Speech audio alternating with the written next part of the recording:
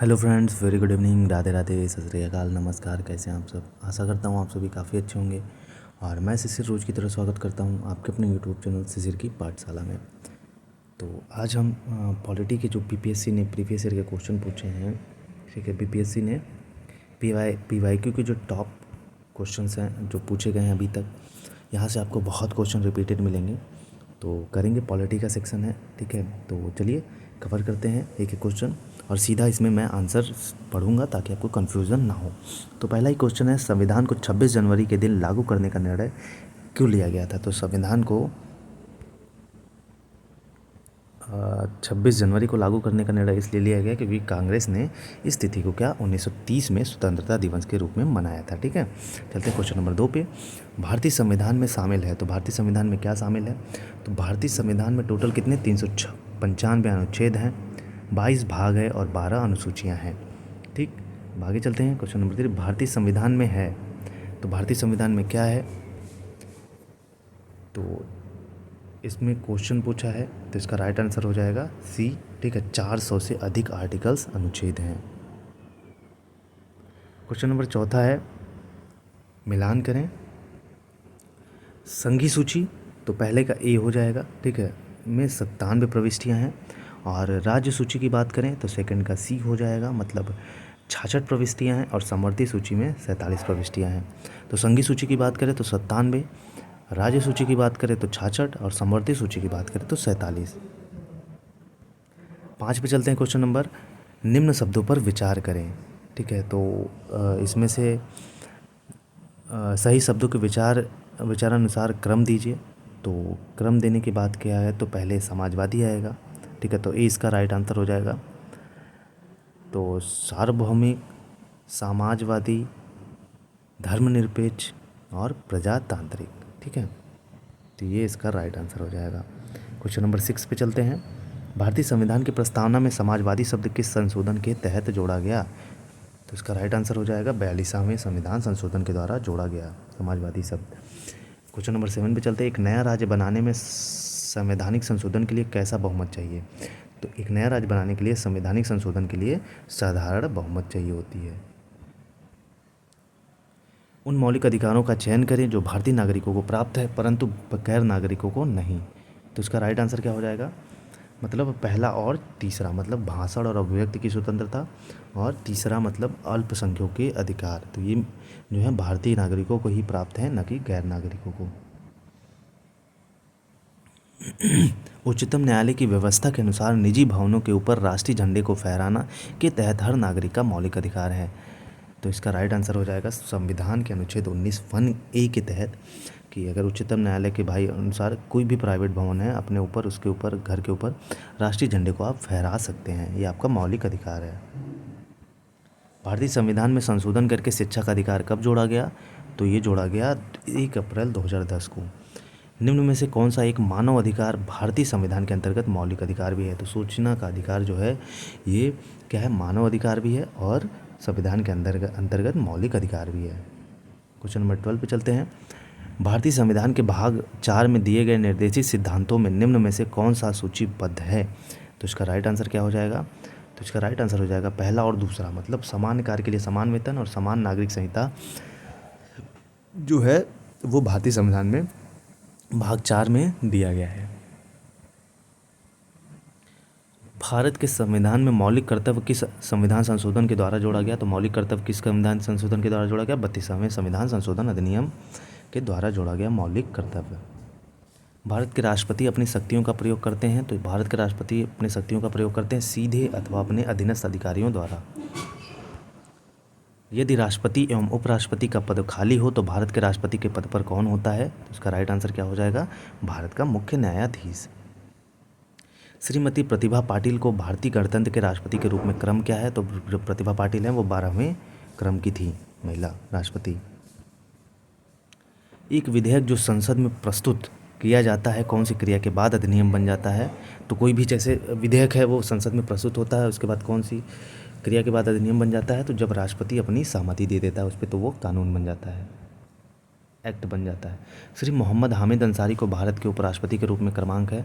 तो मोहम्मद हामिद अंसारी का 12वां है, ठीक है, उपराष्ट्रपति में। राष्ट्रीय सुरक्षा समिति का प्रधान कौन होता है? तो राष्ट्रीय सुरक्षा समिति का प्रधान होता है प्रधानमंत्री। नेक्स्ट है, भारत सरकार का कौन सा अधिकारी सदस्य न होते हुए भी भारतीय संसद की कार्यवाही में भाग लेने का अधिकार रखता है? तो अटॉर्नी जनरल ऑफ इंडिया। एक गैर सदस्य के रूप में संसद के किसी एक सदन की कार्यवाही में भाग ले सकता है, तो कौन ले सकता है? महान्यायवादी। एक एमपी की सीट को रिक्त घोषित किया जा सकता है यदि वह सदन से लगातार कितनी अवधि के लिए अनुपस्थित रहता है? तो 2 माह के लिए। राज्यसभा में होते हैं तो राज्यसभा में कितने लोग होते हैं भाई? 250 सदस्य होते हैं, जिनमें से 12 सदस्य भारत के राष्ट्रपति द्वारा मनोनीत किए जाते हैं। ठीक है, हमारे संविधान के अनुसार राज्यसभा का कार्यकाल कितना होता है? तो हमारे संविधान के अनुसार राज्यसभा का कार्यकाल होता है, समाप्त होने का विषय ही नहीं है यह। किस सभा का अध्यक्ष उसका सदस्य नहीं होता है? तो राज्यसभा का जो सदस्य होता है उसका अध्यक्ष नहीं बन सकता, सदस्य नहीं बन सकता। ठीक है, राज्यसभा का पदेन अध्यक्ष कौन होता है? तो राज्यसभा का पदेन अध्यक्ष होता है उपराष्ट्रपति। निम्नलिखित कथनों में से कौन सा सही नहीं है? तो कौन सा इसमें से सही नहीं है? तो इसमें से धन विधेयक को की शुरुआत राज्यसभा में होती है, ये सही नहीं है। ठीक है, तो ये पहले लोक सभा में प्रस्तुत होती है। धन विधेयक पेश किया जा सकता है केवल लोकसभा में, जैसे कि पहले ही बता दिया मैंने, धन विधेयक केवल लोकसभा में पेश किया जा सकता है। लेखानुदान बना है, तो लेखानुदान क्या बना है? बजट पारित लंबित होने के कारण निधि आवंटन हेतु, मतलब अगर बजट बनने में, पारित होने में लंबा समय लग गया, तो अगर पैसे बांटने होते हैं निधि आवंटन हेतु, तो ये लेखानुदान बना है। एक लेखा समिति अपनी रिपोर्ट प्रस्तुत करती है, तो लेखा समिति किसको अपनी रिपोर्ट प्रस्तुत करती है? लोकसभा की स्पीकर को। अब चलते हैं, निम्नलिखित कथनों में से कौन सा एक सही नहीं है? ठीक है, तो इसमें का राइट आंसर हो जाएगा सी, सर्वोच्च न्यायालय कोर्ट मार्शल को छोड़ अन्य किसी भी उच्च न्यायालय अदालतों की सुनवाई कर सकता है। तो जो सर्वोच्च न्यायालय है, कोर्ट मार्शल को छोड़कर बाकी किसी भी उच्च न्यायालय या अदालतों की सुनवाई कर सकता है, यही सही नहीं है। राज्य सरकार का कार्यकारी अध्यक्ष संवैधानिक प्रमुख कौन है? तो इसका राइट आंसर हो जाएगा राज्यपाल। एक उच्च न्यायालय का न्यायाधीश अपना त्यागपत्र संबोधित करता है, तो एक उच्च न्यायालय का न्यायाधीश जो है अपना त्यागपत्र राष्ट्रपति को संबोधित करता है। भारत में चलित न्यायालय मोबाइल कोर्ट इसका मानस पुत्र है, तो ये इसका श्रेय जाता है डॉक्टर APJ अब्दुल कलाम को। किस अनुच्छेद के अनुसार भारत के राष्ट्रपति द्वारा राष्ट्रीय आपातकाल की घोषणा की जा सकती है? तो अनुच्छेद 352 के तहत राष्ट्रपति द्वारा राष्ट्रीय आपातकाल की घोषणा की जा सकती है।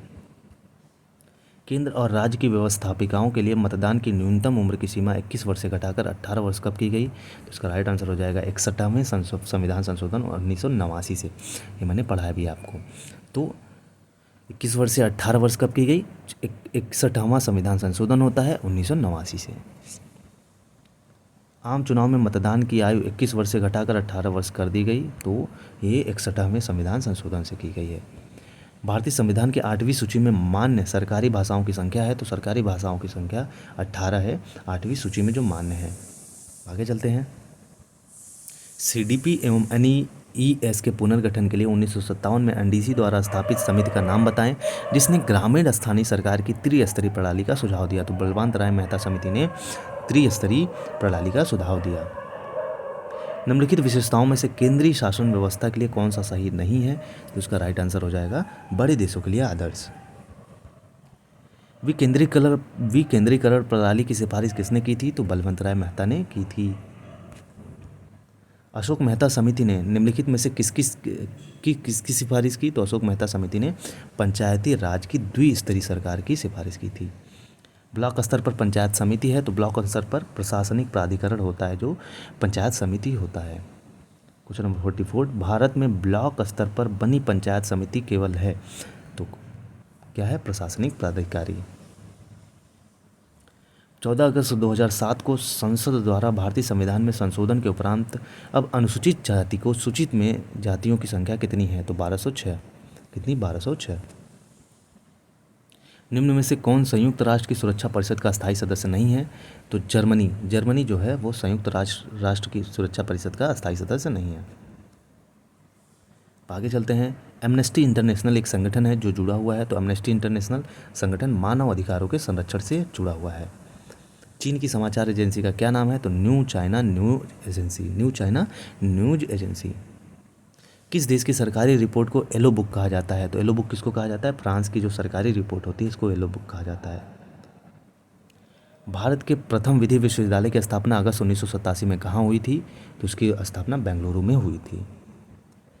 सीमा सुरक्षा बल की स्थापना कब की गई? तो सीमा सुरक्षा बल की स्थापना 1965 में की गई थी।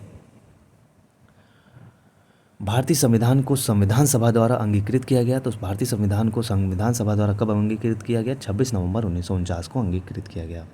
भारतीय संविधान दिवस कब मनाया जाता है? तो भारतीय संविधान दिवस 26 नवंबर को मनाया जाता है।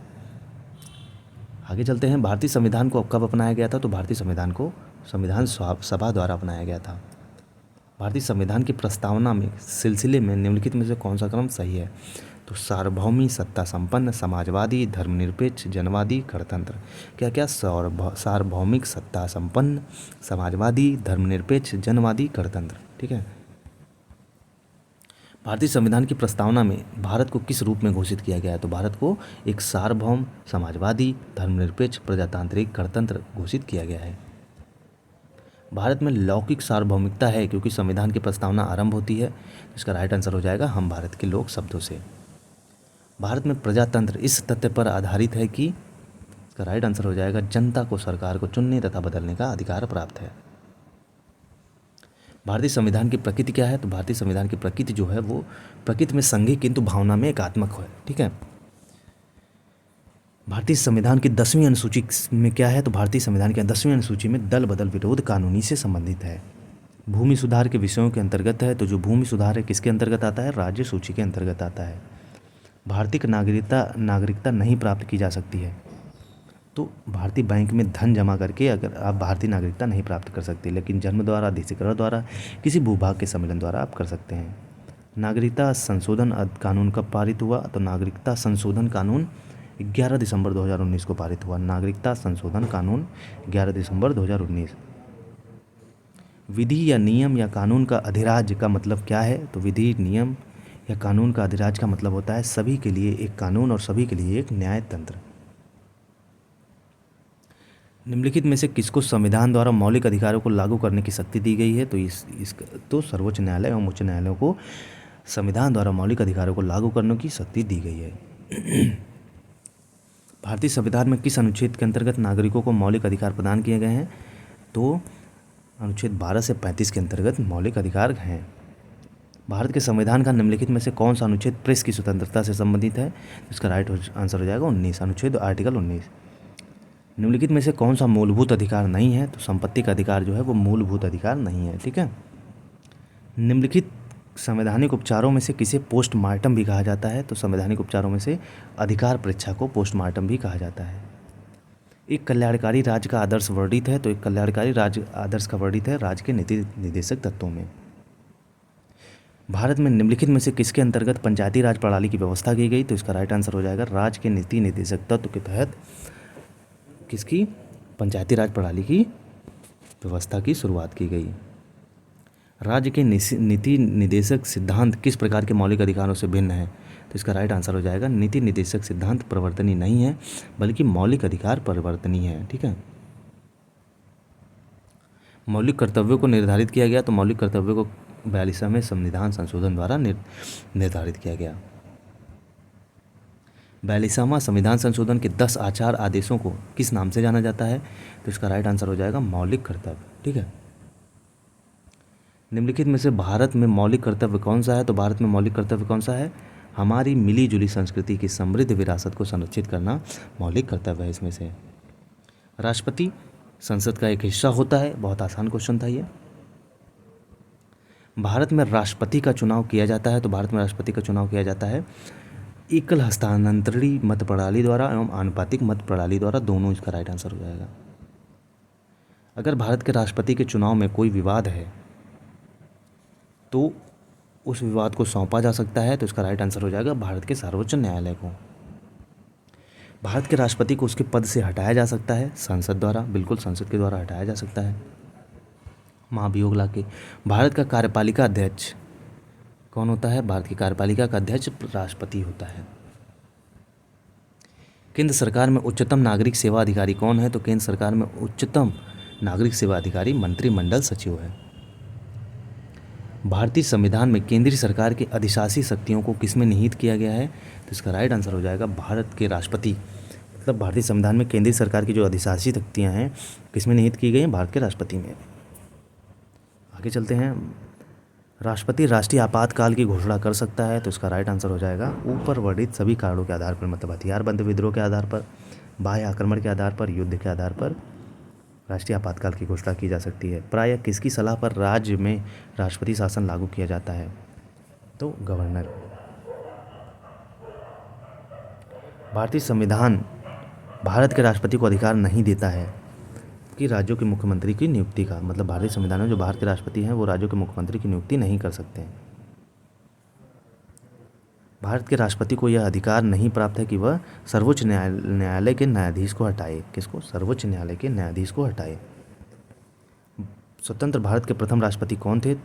कहाँ से थे? तो बिहार से थे। ठीक है। कौन सा कथन असत्य है? उपराष्ट्रपति का चुनाव भारत का राष्ट्रपति करता है। तो उपराष्ट्रपति का चुनाव कौन करता है? उपराष्ट्रपति का चुनाव भारत का राष्ट्रपति करता है। ठीक है। राज्यसभा का सभापति कौन है? तो राज्यसभा का सभापति उपराष्ट्रपति होता है। भारत का प्रधानमंत्री मुख्य है, केंद्रीय सरकार का मुख्य होता है मुखिया। संघीय मंत्रिपरिषद के मंत्री उत्तरदायी होते हैं। तो संघीय मंत्रिपरिषद के मंत्री किसके प्रति उत्तरदायी होते हैं? केवल लोकसभा के प्रति। मंत्रिपरिषद उत्तरदायी होता है, बिल्कुल लोकसभा के प्रति होता है। ठीक है। भारतीय राजनीतिक व्यवस्था में कार्यपालिका के अधीन रहकर कार्य करती है विधायिका। तो भारतीय राजनीतिक व्यवस्था में कार्यपालिका के अधीन रहकर कौन कार्य करता है? विधायिका करती है। सरकार को संसदीय व्यवस्था के विषय में निम्नलिखित में से कौन सा वक्तव्य सही है? तो सरकार को की संसदीय व्यवस्था के विषय में उपयुक्त में से कोई नहीं होगा, इसका या एक से अधिक होगा। भारत का प्रधानमंत्री किसके प्रति जवाबदेह है? तो लोकसभा के प्रति। संविधान में मंत्रिमंडल शब्द का एक ही बार प्रयोग हुआ है, वह किसमें? अनुच्छेद 352 में मंत्रिमंडल का प्रयोग हुआ है। भारत सरकार को कानूनी विषयों पर कौन परामर्श देता है? तो अटॉर्नी जनरल ऑफ इंडिया कानूनी विषयों पर भारत सरकार को सलाह देता है। भारत के महान न्यायवादी किसके द्वारा नियुक्त किया जाता है? तो भारत के राष्ट्रपति के द्वारा भारत का न्यायवादी नियुक्त किया जाता है। कानूनी विषयों पर राज्य सरकार को कौन परामर्श देता है? तो पहले ही बता दिया मैंने, एडवोकेट जनरल ऑफ इंडिया राज्य सरकार को। आज़ादी के बाद भाषा के आधार पर भारत के राज्यों का पुनर्गठन किस वर्ष में हुआ? तो इसका राइट आंसर हो जाएगा 1956 में। तो आज़ादी के बाद भाषा के आधार पर भारत के राज्यों का पुनर्गठन 1956 में हुआ। लोकसभा का नेता कौन है? तो लोकसभा का नेता कौन होता है भाई? प्रधानमंत्री होता है। लोकसभा के लिए चुनाव में निर्वाचित होने के लिए किसी व्यक्ति के लिए न्यूनतम आयु सीमा है? तो इसका राइट आंसर हो जाएगा 25 वर्ष। लोकसभा का सदस्य चुने जाने के लिए एक व्यक्ति को किस आयु से कम का नहीं होना चाहिए? तो इसका राइट आंसर हो जाएगा 25 वर्ष। संसद सदस्य बनने हेतु न्यूनतम उम्र क्या है? संसद सदस्य बनने हेतु न्यूनतम उम्र 25 वर्ष है। लोकसभा चुनाव का कोई प्रत्याशी अपनी जमानत खो देता है या उसे प्राप्त न हो, उपयुक्त में से कोई नहीं। लोकसभा में राज्यवार सीटों का आवंटन सन 1971 की जनगणना पर आधारित है। यह निर्धारण किस वर्ष तक यथावत रहेगा? तो 2026 तक यह रहेगा।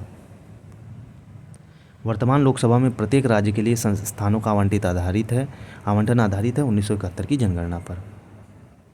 निम्नलिखित भारतीय राज्यों में से किसकी राज्य विधानसभा में सदस्यों की संख्या अधिक है? तो हिमाचल प्रदेश की। लोकसभा में आंग्ल भारतीय समुदाय से सदस्य मनोनीत करने की शक्ति किसके पास है? तो भारत के राष्ट्रपति के पास है। भारतीय संविधान के किस अनुच्छेद के अंतर्गत लोकसभा में अनुसूचित जातियों के आरक्षण का प्रावधान किया गया है? तो इसका राइट आंसर हो जाएगा अनुच्छेद 330 में क्या किया गया है? लोकसभा में अनुसूचित जातियों के आरक्षण का प्रावधान किया गया है। लोकसभा का कार्यकाल पूरा होने के पहले भंग किया जा सकता है। तो लोकसभा का कार्यकाल पूरा होने के बदले भंग किया जा सकता है प्रधानमंत्री की सिफारिश पर राष्ट्रपति द्वारा। लोकसभा को उसके कार्यकाल की समाप्ति के पूर्व ही भंग किया जा सकता है राष्ट्रपति द्वारा मंत्रिपरिषद की सलाह पर। लोकसभा को कम से कम कितने सत्र बुलाए जा सकते हैं? तो वर्ष में 2 बार।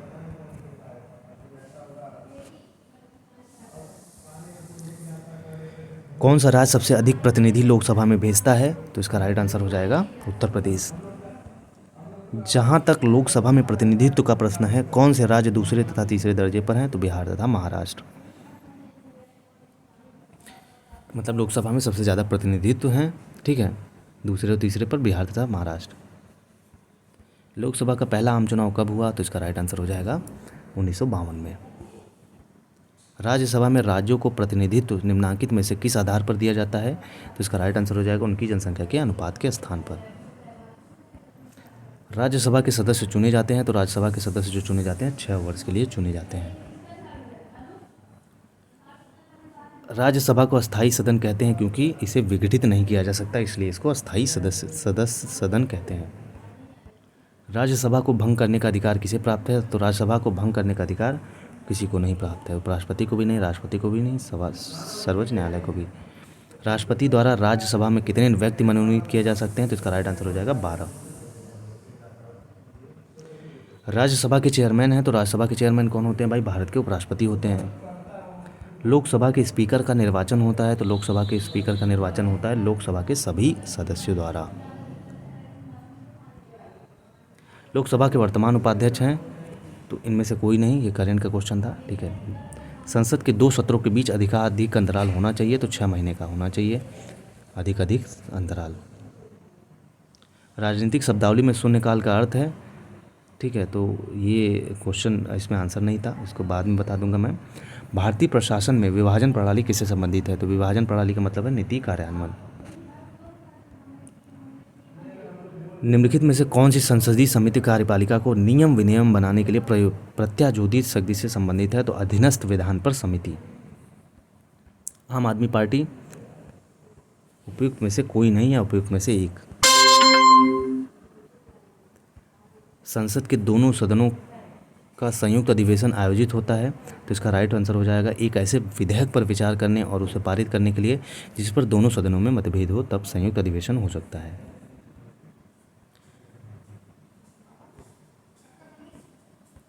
भारतीय राजनीतिक व्यवस्था में इनमें से कौन सर्वोच्च है? तो संविधान।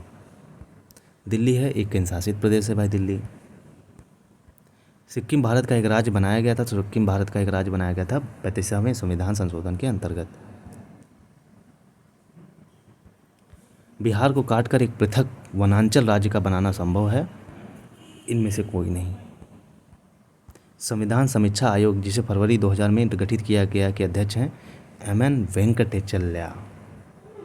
वेंकटचेल्लैया। भारत के सर्वोच्च न्यायालय की स्थापना हुई थी, तो भारत के सर्वोच्च न्यायालय की स्थापना भारतीय संविधान के द्वारा हुई थी। भारत के सर्वोच्च न्यायालय की स्वीकृत क्षमता संक्शन स्ट्रेंथ क्या है? तो इसका राइट करंट में है 33+1 है, ठीक है, 33+1 34 है। भारतीय सर्वोच्च न्यायालय में न्यायाधीशों की नियुक्ति कौन करता है? तो न्यायाधीशों की नियुक्ति राष्ट्रपति करता है। उच्चतम न्यायालय के न्यायाधीशों की संख्या में की वृद्धि करने की शक्ति किसके पास है? तो इसका राइट आंसर हो जाएगा संसद के पास है। सर्वोच्च न्यायालय के न्यायाधीशों की सेवानिवृत्ति किस उम्र की है? तो 65 वर्ष तक होनी चाहिए। सर्वोच्च न्यायालय का न्यायाधीश अपने पद से त्यागपत्र किसको लिखकर दे सकता है? तो राष्ट्रपति को। न्यायिक पुनराविलोकन का अर्थ यह है कि सर्वोच्च न्यायालय किसी भी राज्य के कानून को अवैध घोषित कर सकता है। भारत में न्यायिक प्रणाली किस पर आधारित है? तो भारत में न्यायिक प्रणाली जो है उपयुक्त में से कोई नहीं है, उपयुक्त में से एक पे आधारित है। राज्य सरकार का कार्यकारी अध्यक्ष संवैधानिक प्रमुख कौन है? तो राज्यपाल होता है। ये क्वेश्चन रिपीटेड है। किसी राज्य का राज्यपाल नियुक्त किया जाता है तो राष्ट्रपति द्वारा होता है भाई। भारतीय संविधान के अनुसार राज्यों की विधायिका में सम्मिलित है, जिसका राइट आंसर हो जाएगा केवल चौथा, मतलब राज्यपाल होता है, विधानसभा एवं विधान परिषद जहां इसका अस्तित्व है, ठीक है। क्वेश्चन नंबर 147 है, उत्तर प्रदेश के राज्यपाल ने विधानसभा के सत्र के आयोजन के लिए इसके अध्यक्ष को निर्देश किया। ऐसा करने में वे उन अधिकारों का उपयोग कर रहे हैं जो उनके पद में नहीं थे। अनुच्छेद 175(2) के द्वारा, आर्टिकल 175(2) के द्वारा। भारत में राज्य विधान पालिकाओं स्टेट लेजिस्लेटिव का उच्च सदन कौन सा है? विधान पालिका परिषद, ठीक है, विधान पालिका परिषद। राज्य विधान परिषद के सदस्य निम्नलिखित में से किस श्रेणी से नहीं चुने जाते? इसका राइट आंसर हो जाएगा उद्योगपति में से नहीं चुने जाते भाई। शिक्षक चुने जाते हैं, स्थानीय निकाय पंचायतों के सदस्य चुने, स्नातक चुने जाते हैं। किसी राज्य में विधान परिषद की संरचना अथवा विघटन किया जा सकता है? केंद्रीय सरकार द्वारा, केंद्रीय संसद द्वारा। निम्नलिखित राज्यों में कहाँ विधान परिषद है? तो इसका राइट आंसर हो जाएगा केवल 4, मतलब बिहार में विधान परिषद है। भारतीय संविधान के निम्नांकित अनुच्छेदों में कौन सा राज्य की विधानसभाओं के निर्वाचन का प्रावधान प्रस्तुत करता है? तो अनुच्छेदों में राज्य की विधानसभाओं का निर्वाचन आर्टिकल 170। यदि किसी राज्य की विधानसभा का अध्यक्ष पद त्यागना चाहे तो उसे अपना त्यागपत्र देना चाहिए उपाध्यक्ष को। विधानसभा का अगर अध्यक्ष है, स्पीकर है, तो उपाध्यक्ष को अपना त्यागपत्र देगा। किस उच्च न्यायालय ने यह फैसला दिया है कि एक ही बार में 3 बार सलाह कहने से तलाक होना गैर कानूनी है? तो इसका राइट है इलाहाबाद उच्च न्यायालय ने। निम्नलिखित उच्च न्यायालयों में से कौन एक से अधिक राज्य केंद्र शासित प्रदेश के लिए हैं? तो मुंबई और गुवाहाटी में एक से अधिक क्या है केंद्र शासित प्रदेश हैं, मतलब एक से अधिक उच्च न्यायालय हैं। तो इस वीडियो में यहीं तक, इसमें लगभग हम लोगों ने 150+ क्वेश्चन कर लिए। तो अगली वीडियो में ये पार्ट ख़त्म हो जाएगा पूरा पॉलिटी का। तो अगर कंटेंट अच्छा लगे तो चैनल को लाइक शेयर सब्सक्राइब जरूर करिएगा, और फिर अगली वीडियो में मैं कंप्लीट करा दूंगा आज ही। फिर आज से हम हिस्ट्री स्टार्ट कर देंगे, तो आज में लगभग हिस्ट्री हमारी कंप्लीट हो जाएगी। तो चलिए, तब तक के लिए जय हिंद, जय भारत।